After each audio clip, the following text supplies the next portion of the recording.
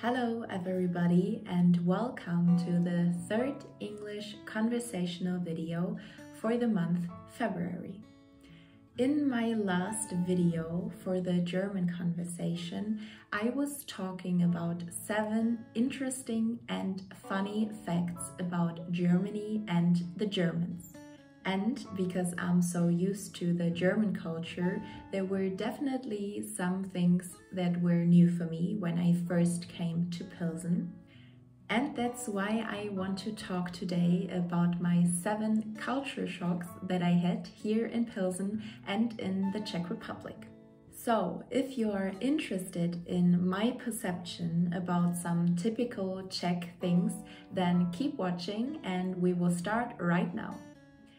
And we start with something that you also use in the beginning of a conversation and that I had some problems with when I first came to Pilsen. When I first came here, some of the few vocabulary that I knew was ahoy, as we use the German translation hallo, not only for close friends or family members, but also for strangers. I thought that I could do the same thing here too. And that's why I said ahoy when I paid at the checkout in the supermarket, when I walked into a cafe, or as I greeted a bus driver and other strangers I met on the street. Sometimes I didn't notice anything strange, but often I saw a kind of surprise on the person's face who I was talking to. Until a colleague finally told me that you should use the word ahoy only for people that you know well, and that you should make use of the wording dobrý den or dobrý večer, dobré ráno, depending on the time of the day, for other people and for strangers. I guess during my first weeks here in Pilsen, I seemed very unfriendly to many people, and I would like to apologize to everyone that I greeted in the wrong way. The next topic is quite similar to using the wrong form of greeting, because in Germany, apart from that, you can also say hello to people that you don't know at all. But you can also simply smile at strangers to brighten their day or to express a certain respect, especially when it comes to greeting older people as a young person. And what can I say? I tried it here a few times in Pilsen until I noticed that the people I smiled at didn't really look happy but rather confused. When I asked a friend of mine, it became clear to me that in the Czech Republic it is rather unusual to simply smile at a stranger and that you have to expect a confused facial expression if you do so. It still happens to me that I accidentally greet someone I don't know or that I smile at a stranger, but in some cases I also get a smile back. Now the question is if the person thought that they knew me or if I knew them and I just couldn't remember it. What do you think about greeting strangers? Do you do it sometimes or is it a no-go for you? We stay on the streets and the next culture shock will be about traffic. The German saying Vorsicht im Straßenverkehr was something I already learned when I was young. It meant that I should not cross a street without looking right and left, that I have to stop at a red light, and that I should wait at a crosswalk to check if there's really no car coming. But to be honest, these rules didn't really help when I first came here, because I often experienced a car taking my right of way or not waiting for me at a crosswalk. What I had to learn here in Pilsen was to be even more careful in traffic and never to insist on my right as a pedestrian, because this could have a bad ending. Are there harsh penalties for traffic offenses in the Czech Republic, like for example in Germany, or are things a bit more relaxed here? That would of course explain the driving style then. One thing I still have to get used to here is the Czech money. While in Germany we pay with the euro, in the Czech Republic this currently corresponds to around 24 Czech crowns. And that's why it still happens to me sometimes that I see a price of a product and think to myself, what, 24 euros for a cucumber? Oh wait, true, it's actually only 24 crowns. Also, when it comes to leaving a tip in a restaurant or cafe, I always have to calculate in my head how much the price would be in euros to then take 5 or 10% of it and in the end to put it back in convert crowns.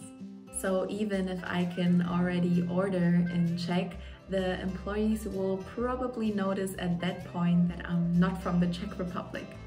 So let's see how long it takes for me to get fully used to the Czech money, and maybe I will have the same thing when I go back to Germany again, but only vice versa. A very positive culture shock that I would therefore describe less as a shock and more as a blessing is the good tram system here in Pilsen.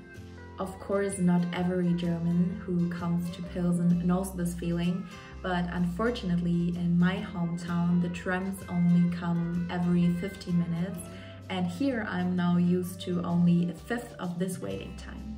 This only means that I no longer have to run to the tram because I know that the next one will come in 3 or 5 minutes, and even later in the day or on weekends the waiting times are still okay.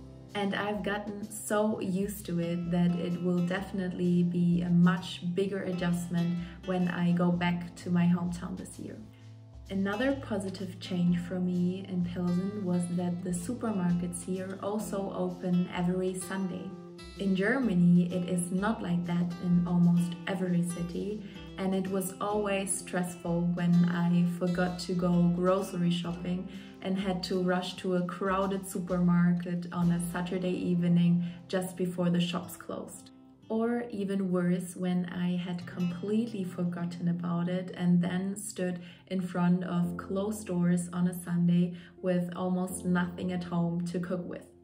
Here I don't have to stress about it and can still go grocery shopping on Sundays, which so far has often saved my day when I had nothing but some dry noodles and an old cucumber at home. And now let's talk about my 7th and therefore last culture shock that I had here in Pilsen. Of course, the Czech language itself was a big change for me, as I had neither studied Czech before nor learned any other Slavic language in school. I still remember how particularly pronouncing the letter R was a big challenge for me in the beginning, and also words with many consonants caused some difficulties while talking. I always like to use the word sadipetatricátniku as an example. I usually wanted to use the tram station as a meeting point with friends, but in the beginning I just couldn't pronounce the word. And then it really helped me that you can also simply use the short form sadi and everyone here knows what you mean. But as you can see, my Czech is slowly getting better and better, and I'm still motivated to improve my language skills and to hopefully be able to have a little conversation with you in the end of my stay here in Pilsen. These were my 7 culture shocks that I had here in Pilsen and in the whole Czech Republic. Some of them were more challenging and still are more challenging to me, and others were quite easy to adapt to.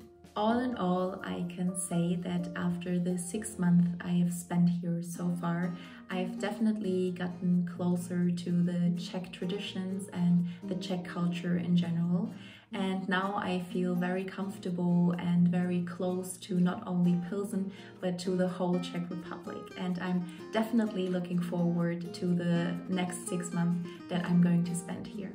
I hope that you liked this video, and if so, you can give it a thumb up and also share your opinion, some feedback or other ideas down below.